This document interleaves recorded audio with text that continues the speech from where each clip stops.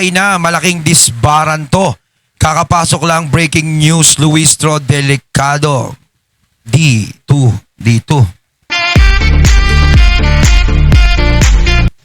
Ayan, syempre itong balitang ating matutunghayan ngayon ay nagmula kay Balitang Pinoy TV. At ito po ang inyong lingkod na si BT na magbibigay ng reaksyon at komento dito sa video na ating matutunghayan ngayon. At huwag na natin pagtagalin at sabay-sabay na nating panoorin ang laman ng video na hatid sa atin ni Balitang Pinoy TV at bibigyan natin ng reaksyon ang balitang ito. Pasok! Balitang Pinoy TV. Okay, breaking news. Ayan, syempre bago natin simulan ng video ito, nais ko nga pala magbigay ng credits dito sa boses at video na matutunghayan natin ngayon at bibigyan ng reaksyon. Walang iba kundi si Sir Donmar TV. Syempre huwag niyong kalimutang suportahan ang channel ni Sir Donmar TV. Pakibisita po yan mga katunay at huwag niyong kalimutang mag-subscribe at mag-follow para maging updated po kayo sa mga vlogs, reactions sa mga balita na hinahatid sa atin ni Sir Donmar TV. Ipagpatuloy natin. Grabe itong balita na ito. Itong si Congressman Luistro o itong si Representative Luistro sa chairman ng Committee on Justice. Sabi ng mga eksperto, pwedeng madisbar ang kanyang ginawa. Lagot kayo dyan, Luistro.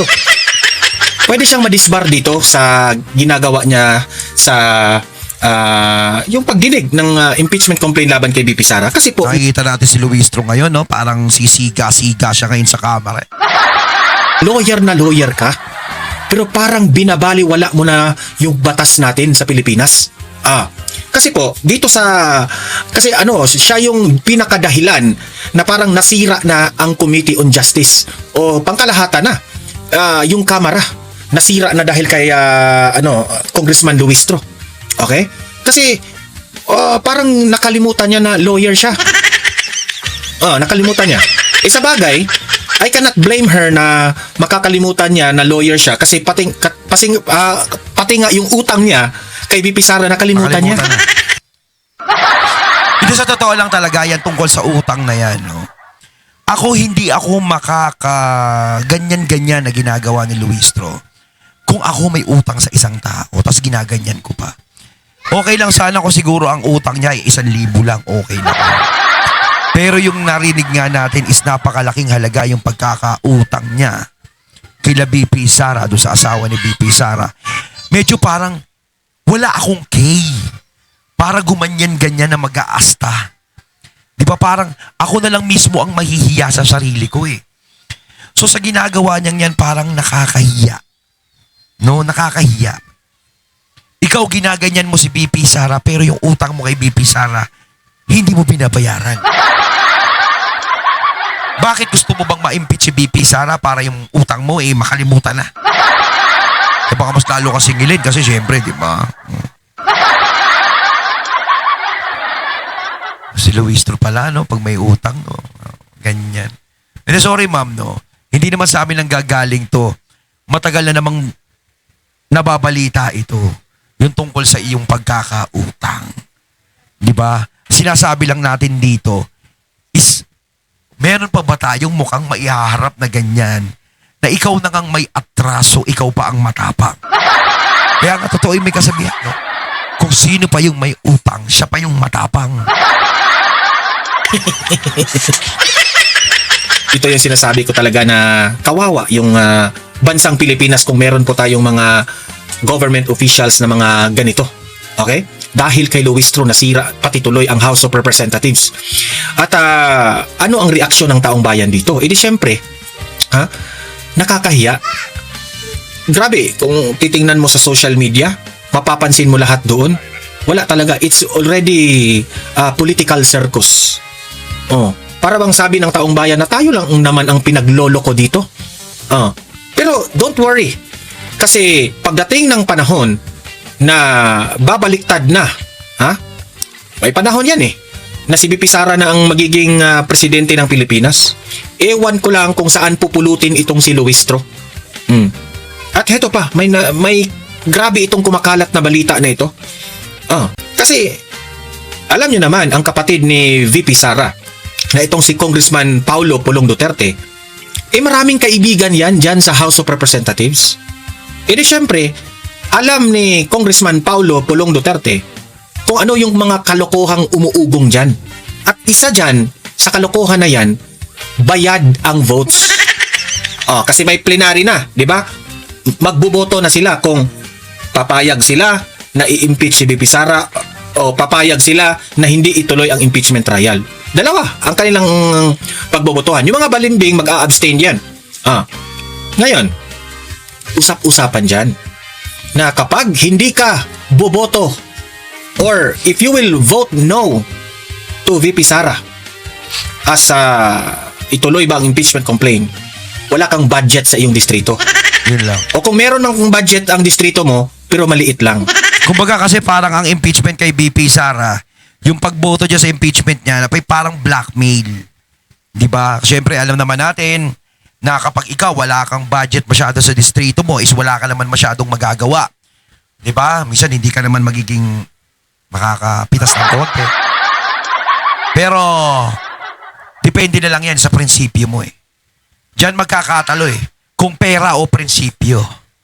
Pero kalimitan kapag pera ang umiikot, di ba? Lalo na kung milyon ang pinag-uusapan ako. Minsan ang prinsipyo bukas na lang ang prinsipyo. Di ba? Pero dito mo talaga malalaman kung gaano katatag ang prinsipyo ng isang politiko. Di ba? Kung talagang hindi siya bumabase sa pera. Na pumirma ka sa impeachment ni Sara Duterte para magkaroon ka ng budget. Kung talagang matapang ka, pag sinabing pumirma ka sa impeachment ni Sara Duterte, hindi. Hindi ako pipirma dahil alam kong wala siyang kasalanan. Yun. Yun yung dapat palakpakan. Ang tanong, paano tayo makakita ng gano'n? Alam naman natin sa Kongreso, is meron pa rin dyan na matitino gaya nila Kiko Barsaga, Libiste, at iba pa na nakikita at naririnig natin dyan, no? Na talagang pumapanig sa tama. Hindi naman lahat dyan mukhang pera. Diba? Kaya alam natin, may mga taong may prinsipyo pa rin dyan. Kahit papaano. Pero medyo nakakalungkot ng isipin, mas lamang pa rin ang walang ya.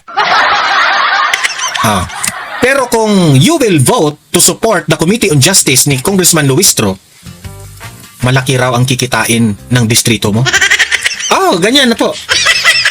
Meaning to say, kung susuporta ka sa presidente, kung susuporta ka sa administrasyon, masarap ang buhay mo as congressman. Yun. Pero kung may prinsipyo ka na pagka-congressman at nakikita mong may mali sa impeachment trial dito kay BP Sara, hindi ka talaga boboto. Di ba? Makonsensya ka. Si BP Sara na walang kasalanan, ginigipit kung ano-anong mga kinakaso nila, kung ano-anong pamimintang nila para masira lang, para hindi manalo sa 2028. Tapos ikaw, congressman ka ngayon, sasabihin mo, paninindigan ko ang aking prinsipyo at ang aking paniniwala, ang aking konsensya na ang impeachment trial ay hindi dapat matuloy dahil sumusunod lang po tayo kung ano yung nakasaad sa batas. Kung ikaw ang congressman ka, na ganun po ang mga pag-iisip mo, sasaludo sa inyo ang taong bayan. Sasaludo sa iyo ang taong bayan. Pero, ang mga nakapalibot na mga buwaya, especially dyan sa majority na hawak ng anak ng Presidente Marcos, ang tanong, mabibigyan ka ba ng budget? So, ngayon, dalawa ang pagpipilian ng representative o mga congressman. Ang prinsipyo ba nila o yung pera? Dalawa ang pagpipilian nila. Yan ang hinihintay ng taong bayan, ang botohan kung ituloy ba ang impeachment trial. So ngayon, the people are excited, ang taong bayan ay excited kung sino ang mga balimbing na mga congressman, kung sino ang mga may prinsipyo na mga congressman. Kaya yung mga viewers ko dito sa Donmar TV, sinasabi ko na sa inyo ngayon in advance. Ito na yung pagkakataon na tingnan po natin. Kasi yung mga nanonood dito sa akin ngayon, iba't ibang mga probinsya po tayo, di ba? May Negros, may iba-iba, di ba? Sa Luzon, Visayas at Mindanao, maraming mga probinsya yan. At kada probinsya, merong mga representatives, merong mga congressman. So kayo mga nakikinig sa akin, tandaan nyo ito. Bantayan ninyo ang inyong distrito. bantayan ninyo ang inyong mga congressman, ang inyong mga representatives, bantayan ninyo. Bantayan nyo, baka mawala. Kung boboto yan na ipa-impeach si VP Sara, that means to say, mas pinili nila ang pera kaysa sa kanilang prinsipyo. Pero kayong mga nanonood, Sa totoo lang kasi sa panahon ngayon, no, sa mga ganyang klaseng tao, parang napakahirap talaga na prinsipyo. Kaya nga gaya na sinasabi ko kanina, meron pa rin naman tayong mga nakikitang congressman na may prinsipyo. Pero mas lamang pa rin yung mga walang ya. Yun yung talagang lumalamang na dapat talagang matyaga ng mga tao. 'Di ba? Sa totoo lang kasi, kung eto matitinong tao tong mga to na gustong mag-impeach kay VP Sara, no? Sa hina ng mga ebidensya na pinapakita nila, no? Tapos na to eh. Dapat tapos na yan. Sa totoo lang kasi, meron silang pinaglalaban sa mga sarili nila. Ang pinaglalaban nila ay hindi maging presidente ang isang VP Sara. Dahil lahat ng aming natatamasa ngayon ay hindi na namin makukuha once na si Sara Duterte ang maging presidente ng bansang ito. Dahil nasubukan na namin si PRRD. Kung kay PRRD, mahigpit, lalo pa kaya sa anak. Lagi nga sinasabi ni PRRD, kung siya, ganun siya, mas lalong matapang yung anak niya. Di ba? Yun yung pine-prevent nila eh. Yun yung iniiwasan ng mga taong to. Kaya ayaw nila maging presidente si Sara Duterte. Kung ano yung mga pribilehiyong nakukuha nila ngayong mga panahon na to, ayaw nilang maputol. Kaya mas mamabutihin nila na kalabanin si Sara Duterte, total, malayo pa naman ang eleksyon. Ngayon siguro, kung alam namin na matatalo kami at si VP Sara ay patuloy pa rin na mananalo hanggang 2028, makakalusot siya sa eleksyon, doon na siguro yung last option na gagawin nila, yung pagbabalimbing. Yun. Yun nga lang, doon mag-iingat si Sara Duterte. Pero sa tingin ko naman, is nagsilbing leksyon na kay VP Sara yung mga nangyari. Na hindi niya na uulitin na magpauto sa kung sino mang lumalapit sa kanya na dating yumurak sa kanila. Alam natin na matalinong tao yan si Sara Duterte. nood ngayon dito sa aking channel, kung saang probinsya man kayo at napansin ninyo ang inyong representative o ang inyong congressman ay hindi sang-ayon sa impeachment complaint o impeachment trial kay VP Sara at he votes no, hindi dapat ma-impeach si VP Sara. That means to say, ang inyong congressman, sasaludo kayo. Kasi may prinsipyo yan at may bayag. Mas pinili niya ang kanyang prinsipyo over money. Okay? Ganun lang yan. Dalawa lang yan. Kasi po, sasabihin ko sa inyo, kayong mga audience ko ngayon, ang kamera ngayon, ang mga congressman ngayon, kakapal na ng mga mukha ngayon. Hindi na nila iisipin na masira ang kanilang prinsipyo. Mas iisipin na nila ngayon ang pera. Most of them ha, most of them. Especially itong si Congressman Luis Tro. Na siya yung committee chair on the House of Committee of Injustice. Ha? Sinugal ni Luis Tro ang kanyang reputasyon. Mas pinili niya ang kanyang hatred. Ika nga, sabi ng iba, hindi ako ha. Mas pinili niya ang maleta. Di umano. Kahit alam niyang isa siyang lawyer. Ha? Ang mga lawyer ngayon, ang tingin nila kay Luis Tro, clown. Clown. Yan ang tingin nila kasi alam naman po natin ang lawyer gaano nila karespeto ang batas ng Pilipinas. Pero si Luis Tro, binabaliwala lang niya yan. Marami pong bagay na binabaliwala ni Luis Tro. Kaya nga, dito sa vlog natin, no? Ipapakita ko sa inyo mamaya.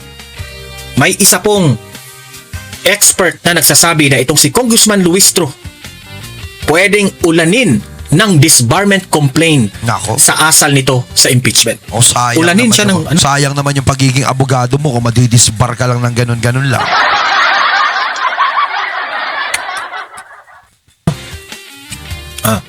And that is a good news sa mga DDS. Siguro hindi man ngayon. Kasi hindi kayang madisbaryan ngayon eh. O hindi kayang Lahat ng mga lumalaban kay VP Sara ngayon, sa totoo lang, lahat ng bumabanat sa kanya, mga patag pa yan. Hindi pa pwedeng galawin yan. Hindi pa pwedeng maano sa mga ano yan. Matinag yung mga yan.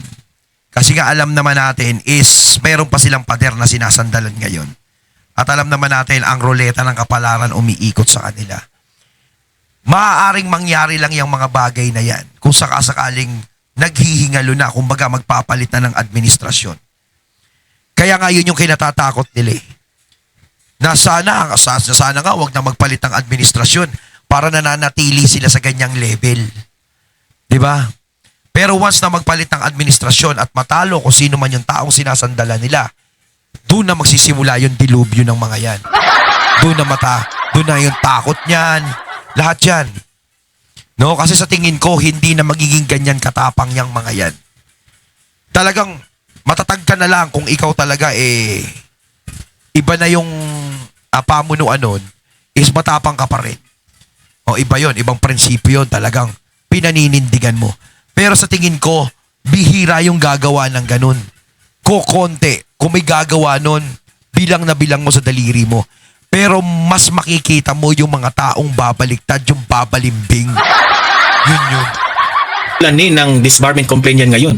Kung meron man, hindi siguro tatalab sa ngayon. Kasi hawak niya ang beat. Ano bang ibig sabihin na hawak niya ang beat? Hawak niya ang administrasyon. I mean, hawak siya ng administrasyon. Yun. Yang Committee on Justice na yan, sa totoo lang, no? Hindi yan takot. Dahil sinusuportahan yan ni Marcos. Yan ang totoo. Pero mas matakot kayo sa taong bayan. Sa distrito, dyan, ni Congressman Luistro, ako na mismo ang magsabi sa inyo, kung may awa kayo sa inyong distrito, huwag niyong iboto yung babaeng yan. Ha? Sa asal na kanyang ginagawa sa impeachment ni VP Sara. Heto po yung video at tayo po'y magre-react dito. Ang linaw-linaw nung Duterte versus House of Representatives talaga ng talaga namang I think hindi ko nga alam kung ayokong mamintas doon kay Atty. Luistro kung abogado ba talaga yan o ano. Hindi ko maintindihan as a lawyer, meron kang Baka abogado karakter. meron kang sworn duty. Hindi niya pa naintindihan na pagkatapos ng pagiging congressman niya, pwede naman siyang ulanin ng disbarment complaint. Yun lang. Yung kanyang inaasta ngayon, hindi tama Maling-mali. I mean, talagang sobrang garapala, nakakasok ang mukha niya talaga. Basta sabi ko kay Luistro, good luck sa'yo Luistro. Good luck sa'yo sa ginagawa mo. Ayun, natatig nato ngayon ang video na nagmula kay Balitang Pinoy TV.